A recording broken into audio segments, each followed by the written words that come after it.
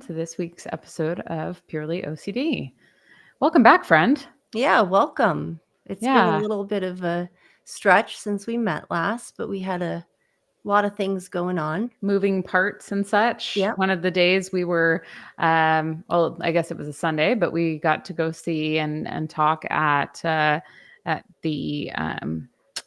OCD movie. SoCal. Oh, Oh, well, also yeah. OCD Sorry. SoCal. You're absolutely right. And then at Pure O, the movie, Yep. which was wonderful. And we're going to have Dylan Tucker, the director of Pure O, on next time. So in 2 weeks hmm to sort of talk with him about it. It's actually now available on streaming platforms. So if you're interested in going and checking it out, it's so cool that there are movies that depict the experience so intimately. Actually, did you see that Turtles All the Way Down got made into a film as well? What is that? So it's a book, actually. I haven't read it, but I'm familiar with it. It's a book about a young woman with OCD. Oh, And so I guess it's getting more traction in film and television right now, it would appear. It came out on, I think, Max, which is part of HBO. mhm. Um, so I feel yeah. like I should know that. I don't. I Yeah, I don't know. Maybe, but that's it. You know it now. I do. So there you go.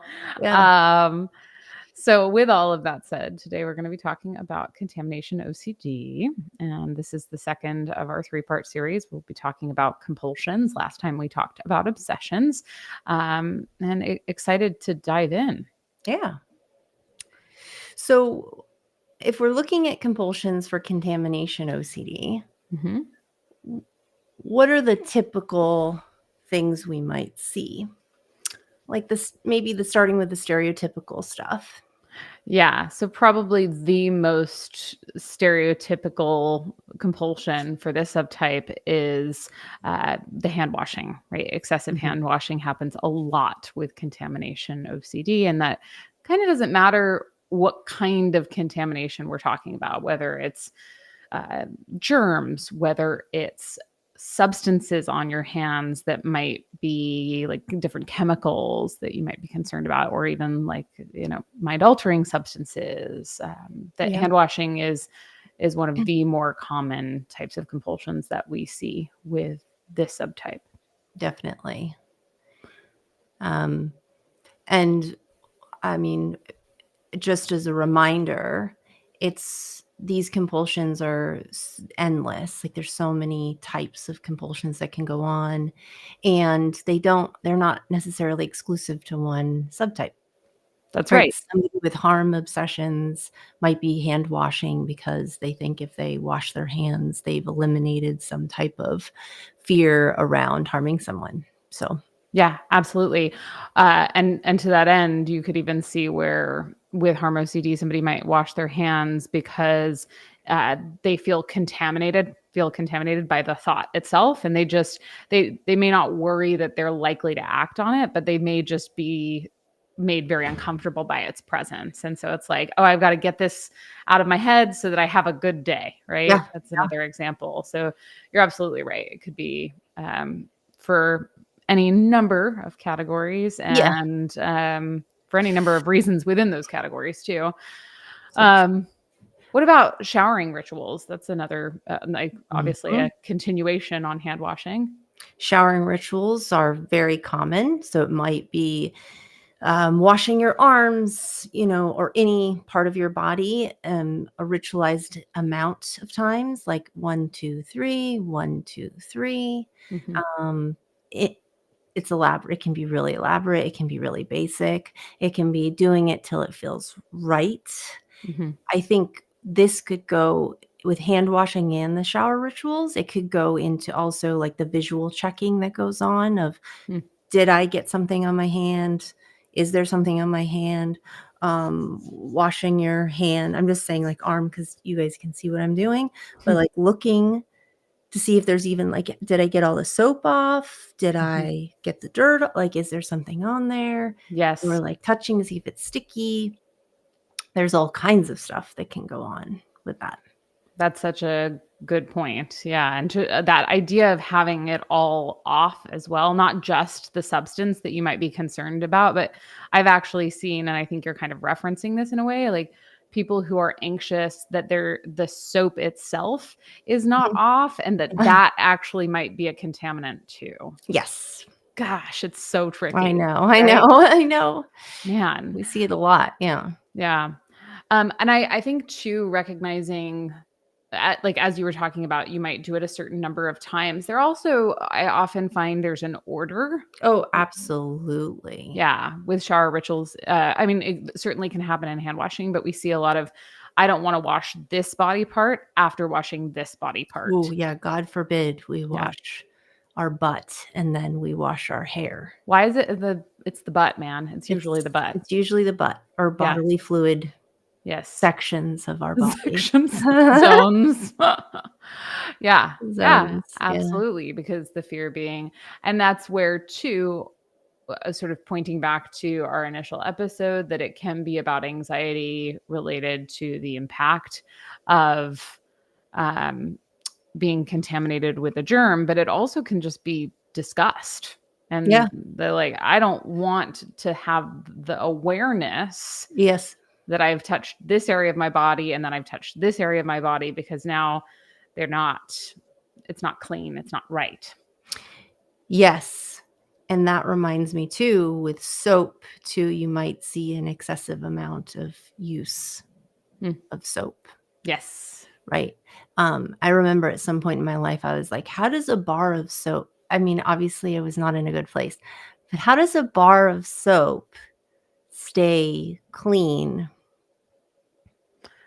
Yeah. It's stupid. Like, this is OCD. It's like, who on planet Earth has ever had that thought? A bunch of people with OCD. Yeah, a bunch of people with OCD. And then I was like, you know what? This isn't helpful to me. Like, I have to move on. Yeah. Yeah. No, yes, it is interesting that. And then you'll see rituals around, like, I want to make sure that the soap is clean before I start to wash my hands with it, or before I'm considering it actually being effective as part of washing my hands. Or a certain amount of pumps of soap too. Mm-hmm. Yep. So it's a numbers game. Certain kinds of soap, right? Like I really want an antibacterial soap. Mm-hmm. Yeah. No. Yeah. Versus just a regular run of the mill kind of a soap. Yes. True. Yeah. Any other overt, very obvious? Well, I think making a nod here to the impact of accommodation with hand washing, and also I guess it's a natural transition into avoidance as well. Yeah. But looking at how people with OCD will reach out to their loved ones and ask for them to either avoid certain things or to wash after, after they've touched certain things. Yeah. Yeah. Which can be just as problematic. Right. Or like, do you think that this is clean? Or do you think that what I have touched is actually contaminated? So the reassurance seeking is real with this stuff. And also with that, the avoidance, right? Which, like, if we have somebody who's engaging in a ton of compulsions, and they don't want to engage in those compulsions, they might say, okay, I'm not going to do any of that. Like, I'm not even going to cook. My partner is going to cook, so I don't have to touch the food. Yep. So I don't have to touch the food. And then also want to point out how that can get into the different feared consequences. So it could be, I don't want to touch it and then get the contaminant and then spread the contaminant, or even ingest the contaminant. But also it could be, I don't want to cook because then if it's contaminated and it harms one of my loved ones, right, then I'm responsible. So I just wanted to point out that it's like, this is where it bifurcates in the way that you were talking earlier, that it's like, it's not just about oh, I might get contaminated. Now it's the fear that like I'm going to hurt somebody else because I undercooked it, for instance. Right. Exactly. So I don't know if we want to move into some types of these covert compulsions that can go on with contamination. Sure. Yeah, absolutely. Well, I mean, Right. I know you like to talk wet paint. That's the first thing that comes to mind. Right. We could do wet paint, which is just mentally tracking. So it's if you're putting, this contaminant, like this thing of lipstick into touching the counter at CVS is contaminated. And now I don't know why you would put lipstick on there, but let's pretend you did. Well, maybe you're purchasing it from Purchasing it. CVS. There you go. That makes sense. That's a great point. So now you go, oh, it's like it's been dipped in a bucket of wet paint, and now every single place this lipstick has touched, this person has tracked every place. So it could be their purse, their car, their counter in their bathroom. So in order to eliminate that, they might go back and wash all of these, what they perceive to be contaminated areas. Yep. And you can really see how time consuming multiple parts of this can be. One, the part where you're actually having to track and keep track of each Mentally, of the places. Yeah, it's a lot mentally to try and do. And also, so let's take the purse, for instance. You put the lipstick back in the purse. And if you then decide later that you're going to go and clean anything that it came into contact with, how time consuming is that going to be, right? Like, then are you going to have to clean out everything in your purse? Because it could have, it could have touched, it could have sort of, if we're looking at it as wet paint, right? It could have dribbled onto other things. So it just ends up being hugely, hugely time consuming. Well, and some people, I'm sure you've had some clients where it's like it's not even worth it. The purse is just thrown away. Yes. Yep. So there you go. Yeah.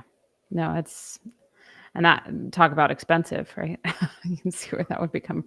I mean, I definitely have had not a handful, but a few clients where I've read or encountered from other clinicians where there's been a fear of some type of like asbestos or lead or mold, and there's been multiple checks if professionals who've gone in and they've said, nope, this house is good, we're good, and they may actually even move out, or they'll avoid buying a house for potential or renting an apartment for things like that. So this can, in spite of the lots of evidence that it's probably fine, right? Probably fine, but that's how painful this process is. Yeah. Yeah. Yeah, it is. Yeah. So what else? I mean, in terms, because I know we didn't talk too much about avoidance. So obviously we have to talk about mental compulsion still too, but like, is there anything else? And you're kind of just talking about it now, even though like we're like under the category of mental, right? Like that you might avoid buying a house, or you might avoid going certain places, but any other like significant or substantial avoidance that you see other than like, I don't know, like the examples that you just gave? I mean, avoiding certain areas, maybe like the kitchen. Avoiding or the bathroom, public restrooms. Some people might even like hold their bowel movements. You see that actually a lot in young children. Yeah. I think because they're, worried that they'll have to shower after, or because it's like followed by this huge ritual that's involved. Yeah. Yep. That's such a good point, that there is this, because of the awareness of all of the ritual, it's like, it's a mixed bag. You're on the one hand, people feel very strongly that they want to do the ritual because of the fear. And at the same token, they don't want to do the ritual because it's so time consuming. It can, like cause problems unto itself. So, but of course, then the avoidance itself is hugely problematic. a response as well, and a response that we want to look at. Yeah. Right. And then avoidance is it makes everything your world goes so much smaller so quick. Yes. Yeah. Yeah. And usually when people seek treatment, usually by the time that Kelley and I see them, it's like, I want my life back. Right. Like they're not going to visit family. They're not eating, certain foods. They're not going to the park. It just, it's a lot. Yeah. Yeah. Also, somebody was asking in the comments, how do we treat contamination OCD? And I just wanted to acknowledge that we'll be talking more about that in our next segment, which won't be 2 weeks from today, but 4 weeks from today, which is the third installment on contamination OCD. The short answer is exposure and response prevention. Yeah. I mean, there are other treatments, and Kelley and I use a lot of acceptance and commitment therapy as well, but we will be going into that. So if you're interested in tuning in, we encourage you to do so in 4 weeks' time. Yeah. I was going to say, I think research too happens compulsion wise. Like maybe excessively researching, if we're talking about specifically contamination, because it's so vast, and we're talking about looking into contaminants, like researching what's, like asbestos stuff, or what are the side effects of this particular fear of coming in contact with. And if it's like sickness contamination, like let's say it's like COVID stuff, they might research that excessively. And then they could be asking for reassurance or going to great lengths to try to prevent anything bad from happening. Yes. As well. Absolutely. I think the research is really an important thing to call out. And something in what you said reminded me of another area where if you're concerned about food as well. And we see this in OCD. We also see this in something like emetophobia, which is the fear of throwing up, very similar in terms of how we treat it, that people will sometimes try and research like, well, how long is a food good for? Right. And like, how do I know when I have to throw it away? And, you have to do that for every single food. It gets to be pretty time consuming and problematic. I also wanted to nod a little bit, and it's where it becomes kind of a fine line. We'll talk about emotional contamination in another episode probably, or series of episodes, but sometimes the contaminant isn't something that we would think of. That's not like a physical substance, like sometimes I was just thinking about it in the context of food, right? Like, oh, well, it's old. And right. I don't think that it's bad. I don't think it's going to make me sick, right? But I don't want to have that like oldness of that product on me. Right? Like it's more like a concept than it is like in the very same way that we might see like, I don't want anxiety on me, right? Which we can all appreciate that anxiety doesn't really get on people in the same way that, like germs get on people. And yet that sort of, that I just wanted to sort of nod, like I said, over to the way that this begins to spread out. Definitely. And I forgot what I was going to say, something related to that. I was like repeating it in my mind and it's gone now, but that's fine. I love brains, it's man. Fine. Brains. It's fine. Yeah, it is fine. It's just the contamination OCD is so, it's massively impactful, and it's such a huge subtype. And, people with OCD might have another version of OCD and then also have contamination OCD. It seems like maybe there's new people who aren't normally watching our YouTube channel because I'm seeing some newer people or like comments. So I think it's important to know that like, OCD isn't just this stereotypical contamination OCD. No, it's much, much broader than that. And if Mhm. you're interested in learning more, as I sort of tried to type in to the comments, like we highly recommend that you go check out our website where we have lots and lots of episodes covering a lot of different topics, and where we'll continue to add more information as we go. Mhm. Um, I wanted to also go back to reassurance seeking as a compulsion.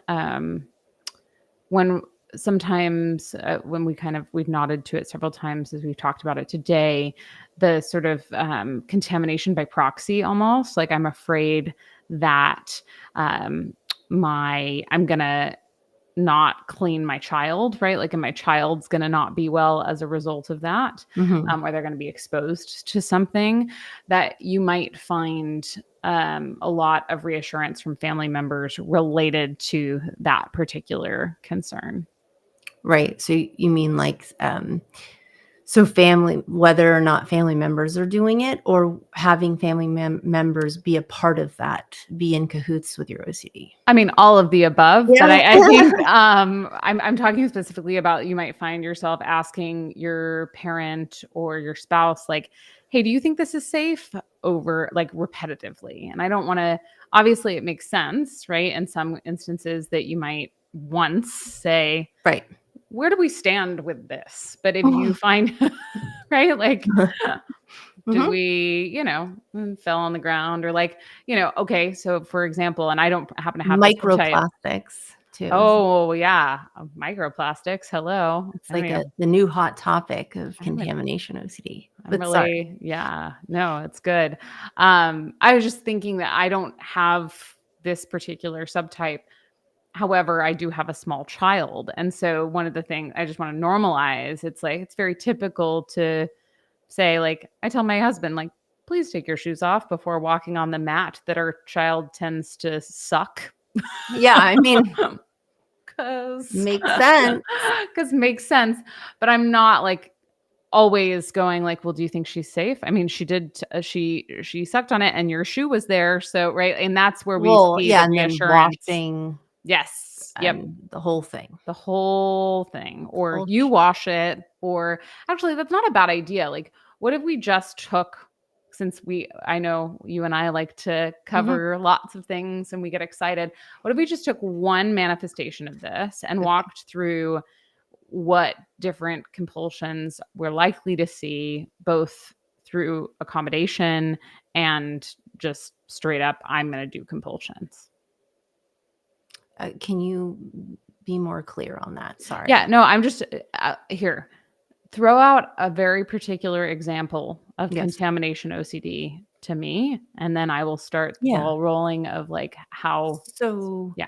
it could be if we're, talking about children, it could be a contamination related to, and I think it is a hot topic, and one that we have to, as parents, have to navigate, is like a contamination around like environmental stuff. So it might be like the type of lotion you use on a child, or Mm-hmm. the type of sunscreen, or I don't know, any of Yeah, those. Does that help? that's a great example. And I'm Okay. glad that it's one that we haven't quite gotten to Yeah. yet. So it's like, and it's a nice way to, Okay, good. yeah.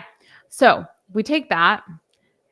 If you, let's say that you're concerned about the types of lotion that your child uses or doesn't use, you may find yourself doing excessive research into how, like, what is and isn't safe and Mm. what's been associated with what outcomes.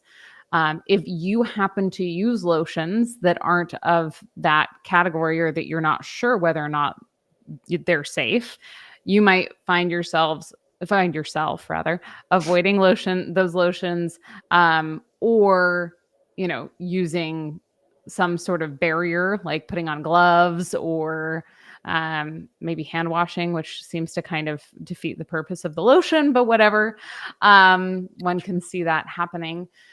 You might find that you seek reassurance. You Mhm. might ask that your spouse only use this one particular kind of lotion. You might find yourself getting very angry with your family member who decides to use a different lotion. You You nailed it. Yeah, you could review, like mentally review, like, well, or debate with yourself about whether or not a lotion is safe. You could ask for tons of reassurance from other parents maybe, or other Right. people of, like, what their thoughts are about it. Totally. You might be Like, covert and be like, "So what do you think about do you use uh-huh, exactly. did you read Or, that article?" I use this one kind of lotion and yeah, I wasn't sure if other people right? It's sort of like floating it out there to see how it's received. There Mhm. are all sorts of ways that we can imagine that and this is just one example, right? That we can see compulsions coming into play Yeah. in the face of a concern. Yeah. Yeah. Great. Yeah. Any other thoughts on this before on the compulsion side of things before we wrap up for today? I don't think so. No, I think Yeah. it's I we've think we covered it. covered a lot. Happy to address anything that we didn't cover today in the third part coming to you in 4 weeks' time. Yeah. And like I said, don't miss us 2 weeks from today. We'll be talking with Dylan Tucker, who is the director of Pure O, the film about Pure O, as a matter of fact. As always, we so appreciate you joining today. Yes. Thank you all for joining us. And mostly thank you for joining me and, Yeah. for Thank you. this. That's Thank you good. back. Thank you. All right. Have a great couple weeks, everyone. Yep. We'll see you on the flip side. Well